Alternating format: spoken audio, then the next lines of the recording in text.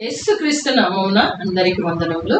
నేటి దైవ వాక్కు యోహాను సువార్త 1వ అధ్యాయము 12వ వచనం. తన్ను ఎందరు అంగీకరించిరో వారందరికీ అనగా తన నామమునందు విశ్వాసం ఉంచిన వారికి దేవుని పిల్లలగుటకు ఆయన అధికారం అనుగ్రహించింది. మనం చూస్తే బైబిల్ అంతటిలో గొప్ప వాగ్దానం ప్రభువు మనందరికి ఇస్తున్నారు. ఈ వాగ్దానంలో ప్రాముఖ్యమైన సత్యాలు ఇమిడి ఉన్నవి. మనుషులు సహజంగా దేవుని పిల్లలు కాదు. ఆయన పిల్లలుగా మారాల్సిన అవసరత ఎంతైనా ఉంది. స్వభావరీత్యా సృష్టికర్తకు వేరైన వారుగా ఉన్నారు. అనగా విశ్వాసము లేని వారుగా, ప్రభువును అంగీకరించని వారుగా, ప్రభువును గుర్తించలేదు.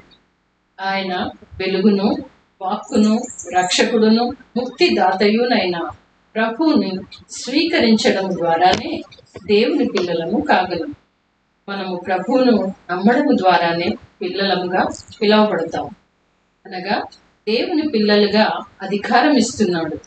మనందరికీ పాప విముక్తి ఉచితముగా ఇచ్చినదే.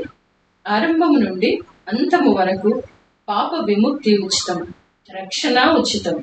ప్రభువుని స్వంత రక్షకునిగా అంగీకరించట ద్వారా అధికారం సొంతం చేసుకుంటాం.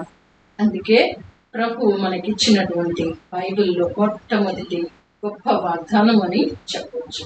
వాగ్దానాన్ని సొంతం చేసుకొని ప్రభు బిడ్డలుగా పిలువబడతాం. ఆమేన్.